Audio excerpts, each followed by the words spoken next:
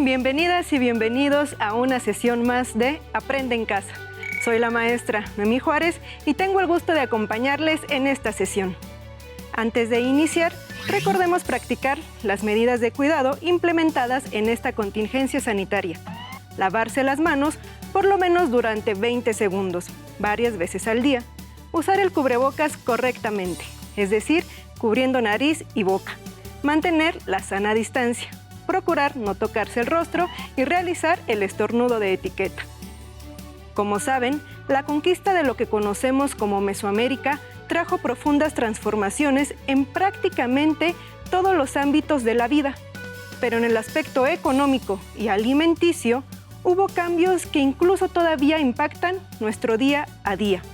Por este motivo, el propósito de esta sesión será conocer los cambios en la agricultura, la introducción de nuevas especies animales y el uso de la moneda.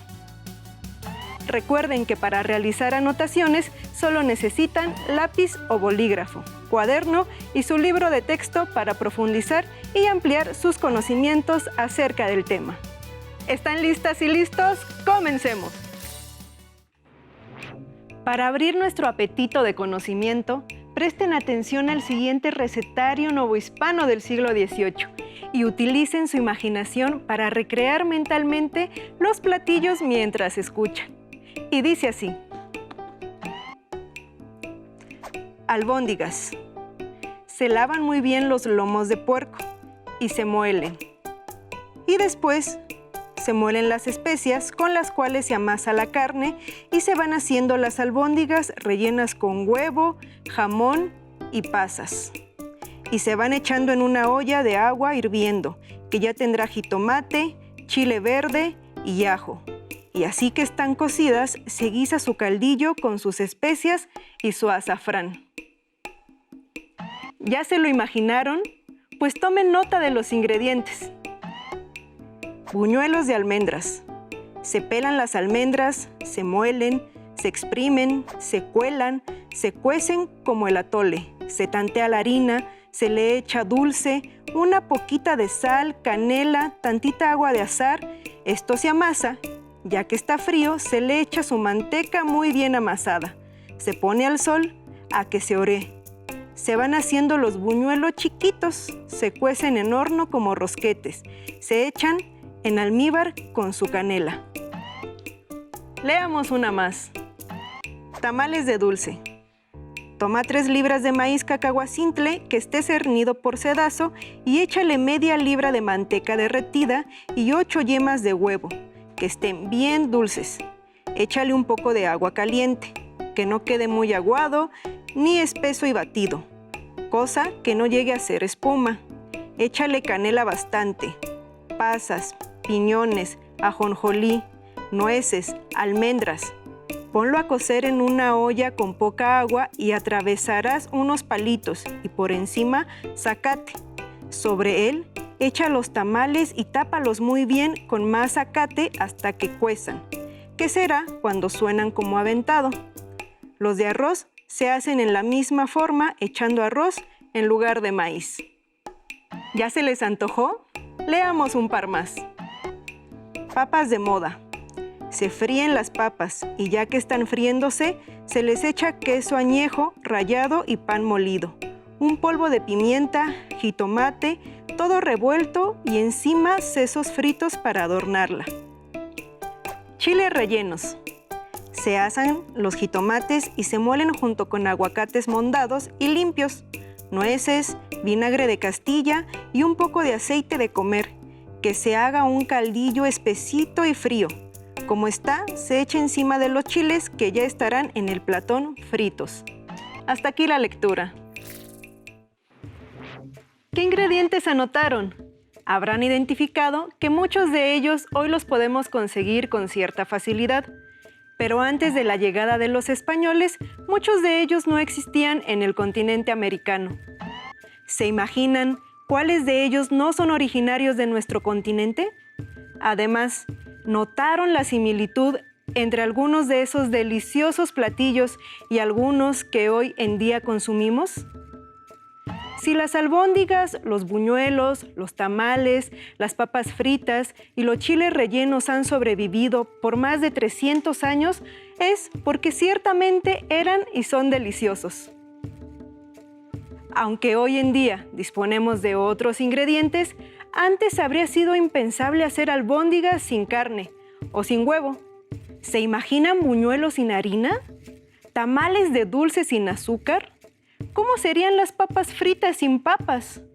Aunque las preguntas parecen un tanto absurdas, hay que recordar que estos ingredientes solo estuvieron disponibles en nuestro territorio a partir del siglo XVI, para después formar parte de nuestra historia gastronómica.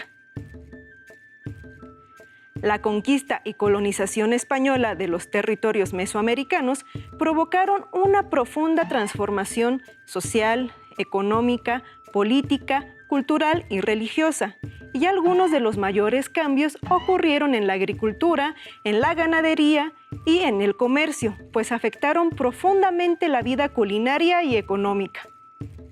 Las culturas prehispánicas practicaban una agricultura basada en el sistema conocido como roza y quema, que consistía en preparar los campos de cultivo. Una vez que se obtenía la cosecha y se secaban las plantas y pastos, los quemaban para acabar con la maleza nociva y así aprovechar la ceniza resultante como abono para la siguiente siembra. La preparación del terreno se hacía con herramientas como la coa y el azadón, manejados con la fuerza física de los agricultores, ya que no había animales grandes de tiro como caballos, yeguas, mulas o toros. La agricultura que se practicaba era de temporal, en la mayoría del territorio, con una sola cosecha al año, aunque había lugares en donde se practicaba una agricultura intensiva que aprovechaba el agua de los lagos importantes, como en la Cuenca de México, donde se estableció el sistema de chinampas. La base de la agricultura prehispánica era el maíz, que se cultivaba en la mayor parte del territorio. La economía del maíz se complementaba con frijol, chile, calabaza, nopales y otras hortalizas y verduras de las distintas regiones, así como con la recolección de los abundantes frutos nativos. También comían carne, pero eran de animales pequeños como codornices, guajolotes, ardillas, liebres, y también se alimentaban de mariscos y peces. Mediante la encomienda, el trigo, elemento central en la alimentación española, fue ganando importancia en la nueva agricultura. Aunque inferior en números, la población española continuaba creciendo junto con algunas ciudades recién fundadas que necesitaban de alimentos para satisfacer sus necesidades. Algunas de estas ciudades fueron la de México, Puebla, Querétaro, Guanajuato y Zacatecas, entre otras más. En la dieta española también eran importantes el vino y el aceite de olivo, por lo que en las primeras décadas se establecieron viñedos y sembradíos de olivo que pronto fueron prohibidos por la corona española para que no hicieran competencia a los vinos y al aceite producido en España. Otro cultivo importante que trajeron los españoles fue la caña de azúcar. Hernán Cortés fue el primero en introducir este cultivo, que se dio muy bien en las tierras bajas e irrigadas del altiplano central y en las costas, por lo que la demanda de azúcar en las ciudades creció e hizo que la producción de caña se convirtiera en una floreciente industria, localizada en los valles calientes de lo que hoy son el estado de Morelos y el de Veracruz. Los españoles trajeron de Asia el gusano de seda, que fue cultivado en el siglo XVI en la región de Puebla y Oaxaca, pero después fue prohibido por la competencia que significaba para los comerciantes españoles que compraban la seda china y la revendían en el continente americano y Europa. Otros productos que llegaron de Asia fueron algunos frutos secos como las nueces y las almendras, además de especias como la canela, el clavo y la pimienta. Entre los cultivos que ya existían en las tierras mesoamericanas, pero que tuvieron una fuerte demanda de los colonos españoles, está la vainilla y el cacao, del que se obtenía el chocolate. Este producto se popularizó en las ciudades y villas novohispanas y pasó luego a España y al resto de Europa. También adquirieron importancia los tintes o colorantes, el más importante de los cuales fue la grana cochinilla, un insecto parásito del nopal que se producía en las regiones del altiplano y que pronto se convirtió, junto con el índigo o añil, en importantes productos de exportación. Con el tiempo, alimentos de uno y otro continente se fueron fusionando hasta conformar una enorme diversidad culinaria que sobrevive hasta nuestros días. Sin embargo, hubo algunos productos como el maíz y el pulque que, aunque eran consumidos por algunos españoles, la mayoría de estos los despreciaban por ser la base de la alimentación indígena. Conozcamos más sobre los alimentos que llegaron de otros continentes y los que América exportó al mundo a través del siguiente video. La alimentación es un elemento fundamental de toda cultura. En el México antiguo, de manera particular, las comunidades indígenas tolteca, olmeca, zapoteca, teotihuacana, mixteca, maya y azteca sentaron las bases de la dieta mesoamericana a partir de sus recursos vegetales, animales y minerales. Los grupos indígenas desarrollaron un sistema agropecuario muy sofisticado para plantar, y gracias a ello mejoraron y ampliaron sus variedades de semillas y procuraron una diversidad de frutas y verduras. Además, domesticaron algunos animales y aprendieron a cazar otros, y generaron alternativas para abastecerse de productos del mar y de aguas dulces. Y con todo ello, crearon atoles, pinoles, tepaches, salsas y tamales, entre otros platillos nutritivos y bien balanceados, que por cierto, cocinaban prácticamente sin grasa. Su ingesta de alimentos respondía exclusivamente a sus necesidades particulares. Por tanto, no comían más de lo que requerían para realizar sus tareas diarias, y aunado a ello, realizaban actividades físicas de manera cotidiana. Por lo anterior, la dieta mesoamericana brindó a los pueblos indígenas una rica variedad de nutrimentos, que junto con su conducta alimentaria y actividad física, les permitió preservar un adecuado estado de salud. Con los españoles, a las cocinas mesoamericanas llegaron las reses, los cerdos, las ovejas y los pollos, así como el garbanzo, el trigo, el arroz y la caña de azúcar. Además, nuevas técnicas culinarias, como las frituras con manteca de cerdo y aceite de olivo, y el uso de hornos para elaborar pan, lo que, sin duda, provocó que nuestra gastronomía se modificara. Pero aún así se conservó mucho de nuestra tradición prehispánica, hasta alrededor de la última década del siglo XX, tiempo en que la modernidad y los nuevos estilos de vida comenzaron a fomentar el consumo de comida rápida y de alimentos cocinados con altas cantidades de grasas. La sustitución de las tortillas por los derivados de harinas refinadas de trigo, la disminución de frutas, verduras y leguminosas, y el incremento de carnes, bebidas azucaradas y golosinas. Por otro lado, la alimentación comenzó a definirse más por los antojos que por las necesidades de nutrimentos, y el ritmo de vida empezó a perfilarse como sedentario.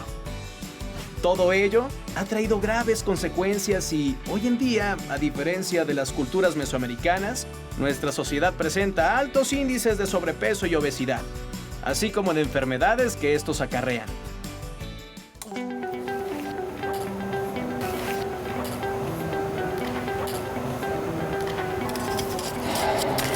Mira, ya quedó. Sí que hemos cambiado mucho la dieta. La verdad es que sí. Nuestros antepasados comían puras cosas naturales y hacían mucho ejercicio. En cambio ahora nosotros comemos puras cosas con grasa y azúcar. Además de eso, nos da flojera caminar incluso en la calle. Además, muchas veces compramos comida chatarra que no necesitamos nada más por el antojo. Pues creo que voy a comenzar a moderar mi consumo de papas fritas. Yo también voy a empezar a moderar mi consumo, pero de fruta en almíbar y de comida capeada, porque sí tienen mucha azúcar y grasa. Yo digo que sí. ¿Cómo recuperarías la dieta mesoamericana y las tradiciones alimentarias que nos heredaron nuestros antepasados? Entre las modificaciones de la agricultura ocasionadas por el arribo de los europeos estuvieron la rotación de cultivos, es decir, el cambio de cultivos cada cierta temporada para enriquecer la tierra y evitar la escasez de alimentos, así como la práctica de fertilización con el abono de heces de animales. Además, se introdujeron nuevos instrumentos agrícolas como el arado, tirado por bueyes o mulas. Los grandes animales, vacunos y equinos, formaron parte importante de las nuevas faenas agrícolas, incrementando con ello la productividad de los campos al sustituir la fuerza humana. Otro cambio importante se dio en la ganadería. En el mundo prehispánico, prácticamente no había animales domésticos, salvo guajolotes y algunos perros pequeños. Con el arribo de los españoles, fueron traídos al continente americano puercos, ovejas, chivos, vacas, toros, caballos, yeguas, asnos y mulas. Los puercos llegaron con las primeras expediciones. Al ser animales muy adaptables, se multiplicaron enormemente, aprovechando el maíz que obtenían los españoles del tributo indígena y los amplios espacios que había en el territorio. La carne de cerdo y los embutidos, como el jamón, formaron parte importante de la dieta española desde los primeros tiempos coloniales y se incrementó con el paso de los años, llegando a las mesas de los indígenas, mestizos, afrodescendientes y castas. Los rebaños de borregos y chivos crecieron de manera espectacular, inundaron los campos aledaños a las poblaciones e incluso comenzaron a ocasionar problemas de degradación del suelo y erosión, pues arrasaban con los pastos y matorrales que servían para detener y filtrar el agua de lluvia, provocando deslaves del suelo fértil y una menor captación de agua. El ganado vacuno también floreció. Los españoles trajeron primero vacas y toros a las islas caribeñas y después a las tierras continentales. Aprovechando la abundancia de pastos y forrajes, al igual que los enormes espacios vacíos y la poca mano de obra que se necesitaba para cuidarlos, el ganado vacuno creció de manera espectacular desde las primeras décadas virreinales. El crecimiento del ganado llegó a tal grado en que comenzó a poner en peligro la agricultura de los pueblos indígenas, pues invadían sus cosechas y se comían sus pastizales, que eran de uso colectivo. Por ello, la corona española emitió disposiciones para proteger las tierras indígenas y frenar la invasión del ganado. A pesar de esto, el ganado vacuno continuó teniendo gran importancia, pues no solo se consumía su carne y su leche, también su grasa era utilizada como combustible para encender antorchas y alumbrar tanto las calles como las minas. La piel de vaca, por su grosor, era aprovechada para fabricar costales empleados para cargar las piedras de las minas. Con el crecimiento de la producción agrícola y ganadera y con el descubrimiento y explotación de importantes minas de plata en el Camino Real de Tierra Adentro, se incrementó también el comercio local y de exportación. Debido a los esfuerzos que implicaba el trabajo en las minas, los españoles utilizaron personas esclavizadas del continente africano, a las cuales obligaron a trabajar en las zonas más cálidas con el cultivo de la caña de azúcar. Alrededor de las zonas mineras se establecieron ciudades y centros de consumo que atraían mano de obra y demandaban alimentos y materias primas. Aunque la mayoría de la economía novohispana seguía siendo regional y local, y en muchos casos de autoconsumo, el comercio de alimentos y productos creció paulatinamente, lo que hizo necesario un medio de cambio aceptado por todos. Como había ocurrido en Europa desde la antigüedad, el medio de intercambio más aceptado fueron las monedas de plata y oro. Muy pronto comenzó la acuñación de monedas, sobre todo de plata. La acuñación se hacía en la Casa de Moneda, creada en 1535 en la Ciudad de México. La unidad de mayor valor era el peso de oro minas de ley perfecta, que equivalía a 450 maravedíes españoles. Le seguía el peso de oro común, equivalente a 320 maravedíes y 8 reales de plata. Esta última fue la moneda más utilizada en las transacciones mercantiles, al igual que sus subdivisiones. La mayor parte de los metales preciosos producidos en la Nueva España se convirtió en monedas. Se estima que el 90% de la plata y el oro obtenido se acuñaban. No obstante, casi la totalidad de esas monedas salían del territorio novohispano para pagar las deudas de la corona española debido a las múltiples guerras que comenzaba a tener en Europa. El 10% restante servía para comprar y vender en los mercados más grandes de las ciudades. Vale la pena señalar que, no obstante, la mayor parte del comercio local se hacía con otro tipo de monedas, hechas de madera y conocidas como tlacos. Además, aún se seguían utilizando granos de cacao como medio de pago e incluso muchos mercados locales practicaban el trueque, es decir, el intercambio directo de unos productos por otros, sin la necesidad de una moneda. Sobre el comercio en los mercados, les invito a ver y escuchar el siguiente video sobre la gran variedad de productos que podía encontrarse en los mercados de la Nueva España. Querido diario, hoy cumplimos 2 años de haber llegado a la Nueva España desde mi natal Francia. Mis padres laboran con gran éxito en su negocio de alta costura. Mi hermano Pierre ya tiene 13 años. Vivimos en la calle de San Francisco, a unos pasos de la Plaza Mayor de la capital del Virreinato, la cual está rodeada de edificios como la Catedral, el Palacio del Virrey, el Palacio del Ayuntamiento donde se gobierna la ciudad, el portal de mercaderes en el cual se comercian objetos de lujo de todo el mundo. Es ahí donde mis padres tienen su negocio de moda europea. Cuando recién conocí la Plaza Mayor, me sorprendió la diversidad de lenguas que se escuchaban. Ahora sé que se hablan lenguas africanas, indígenas y que las que predominan son el náhuatl y el castellano. Se nota la diversidad social, pues hay una gran cantidad de personas intercambiando y vendiendo sus productos. En la Plaza Mayor se pueden ver personas que visten prendas de lujo a la moda europea o vestimenta indígena. También resalta la desnudez de algunos vagos, mendigos y léperos. Estos últimos eran las personas sin oficio que vivían en la calle.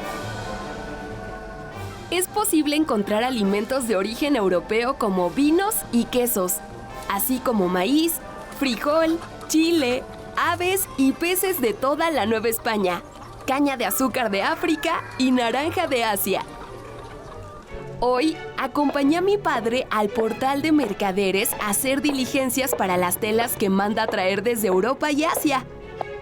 En el lugar, conoció al comandante de la flota española, don Antonio de Ulloa, para quien, según sus propias palabras, no hay en Europa plaza de ciudad capital que se pueda comparar.